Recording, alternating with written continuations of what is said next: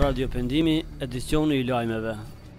Përshëndetje të nderuar dëgjues, po takohemi në edicionin qendror të lajmeve në Radio Pendim të orës 16. Ndër të tjera në këtë edicion lajmesh do të ndëgjoni: Serbët bllokojnë Euleksin dhe policinë e Kosovës. Siri, Homsi në duart të opozitës. Serbët bllokojnë Euleksin dhe policinë e Kosovës. Serbët e veriut të Kosovës kanë ndaluar sot herët në mëngjes në rudare automjetet e Euleksit dhe të policisë së Kosovës, që ishin nisur drejt vendkalimit kufitar në Jarinjë, njoftojnë mediat Beogradës. Sipas tyre, pasi ndalesit të shkurtër, kolona e automjeteve është kthyer në pjesën jugore të Mitrovicës. Serbët nga kjo pjesë problematike e Kosovës po kujdestarojnë në këtë rrugë magjistrale që dërgon në Jarinjë, sepse po kundërshtojnë vendosjen e kufirit me Serbinë. Ata po kundërshtojnë të paguajnë doganën në shtetin e Kosovës, të cilin nuk e njohin.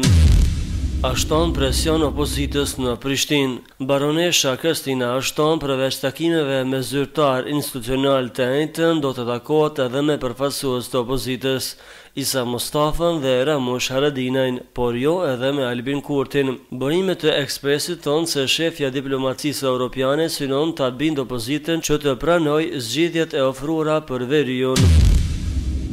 Nga Shqipëria, statusin e veteranit të UÇK-s e kërkojnë 420 persona. Rreth 420 persona nga Shqipëria pretendojnë se kanë qenë ish pjesëtar të ushtrisë zhvillimtare të Kosovës ose kanë kontribuar në forma të ndryshme në luftë për çlirimin e Kosovës.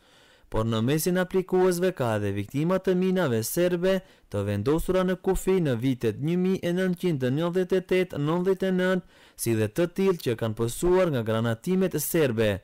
Përfaqësuesi I kryesisë së veteranëve të UÇK-s për Shqipërinë Sokol Poga ka bërë të ditur se 5 ditë para skadimit të afatit kanë aplikuar për të përfituar statusin e veteranit të UÇK-s 420 persona nga Shqipëria. Të dëmtuarit nga minat kërkojnë dëshpërblim në gjykatën e Strasburgut. Banorët e fshatrave përgjatë kufirit Shqipëri-Kosovë janë më të viktimalizuarit nga lufta e Kosovës. Vetëm nga minat e vendosura nga ushtria serbe përgjatë kufirit Shqipëri-Kosovë në vitin 1999 janë regjistruar 34 të vdekur dhe 238 të plagosur.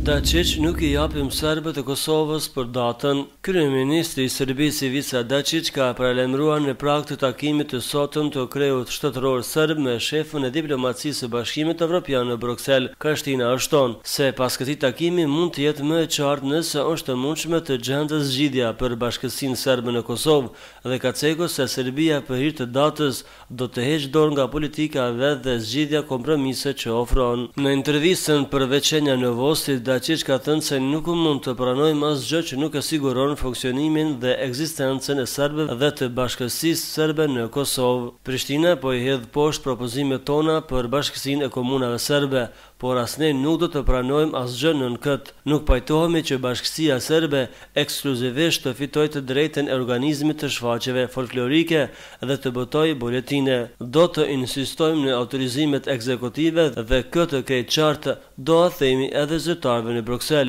citon RTK të ketë thënë ai. Numri I refugjatëve sirian mund të trefishohet. Komisioneri për refugjat I Kombeve të Bashkuara Antonio Guterres ka thënë se numri I refugjatëve sirian mund të dyfishohet dhe mandje trifishohet deri në fund të vitit nëse eksodi vazhdon me ritmin e sotëm. Mbi 1 milion sirian janë regjistruar si refugjat prej se ka filluar konflikti civil në Siri në mars të vitit 2011. Duke folur në Ankara, Guterres ka bërë thirrje për mbështetje më të madhe ndërkombëtare për vendet e prekura më së shumti nga kriza e refugjatëve si Turqia, Libani dhe Jordania, transmeton REL. Kombet e Bashkuara thonë se mbi 70.000 njerëz kanë humbur jetën në përleshjet midis kryengritës dhe rebel dhe forcave qeveritare të Sirisë.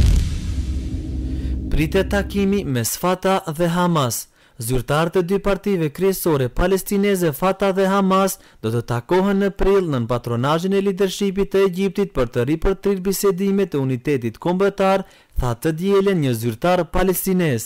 Yasser Al-Vadia, koordinatori përgjithshëm për figurat e pavarura politike, tha për Agjencinë e Lajmeve MAN se presidenti Mahmoud Abbas, shefi i Hamasit në Mergim Khalid Mashal dhe të gjitha fraksionet kombëtare kanë rënë dakord për të ecur përpara drejt dhënies fund të ndarjes kombëtare.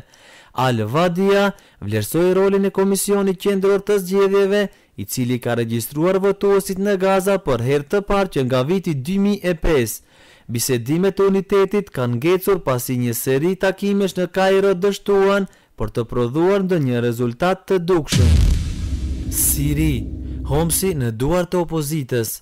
Ushtarët shlimtar në Siri kanë organizuar një sulm të befasishëm ndaj qendrës në qytetin Homs, një vit pasi forcat e regjimit rimorën atë pas një rrethimi vdekjeprurës, kanë thënë aktivistët.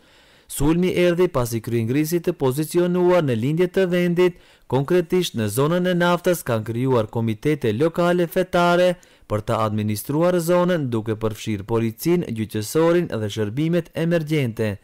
Që në agim, kryengrisit nisën një sulm të papritur në Homs, tha observatori sirian për të drejtat e njeriut. Sulmi në një qendër kryesore të kryengritjes kundër qeverisë së presidentit Bashar al-Assadit vjen 2 vjet pas shpërthimit të protestave paqësore kundër sundimit të tij, që më pas u zhyt në një konflikt armatosur ku regjimi u përgjigj me goditje brutale. Qeveria e re në Siri me 20 mars. Opozita siriane ka shtyr takimin për të formuar një qeveri të përkohshme në rast se presidenti Bashar al-Assad rrëzohet. Takimi kombëtar i koalicionit sirian për të zgjedhur një kryeministër të përkohshëm është riplanifikuar për më 20 mars, por ende është e pasigurt nëse do të mbahet edhe atëherë, thanë burimet. Ne nuk mund të përballojmë edhe më tej një ndarje mbi këtë çështje.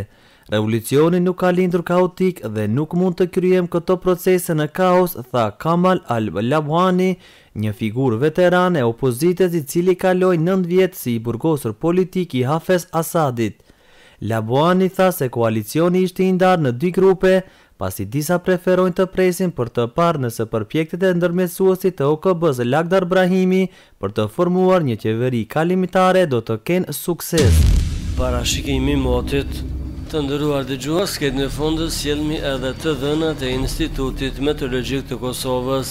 Sipas të dhënave të këtij instituti, koha në Prishtinë është 13 gradë Celsius, vranësira dhe diell, ndërsa Tirana ka 17 gradë Celsius, po ashtu vranësira dhe diell, ndërsa kryeqyteti i Maqedonisë Shkupi ka 15 gradë Celsius, vranësira dhe diell.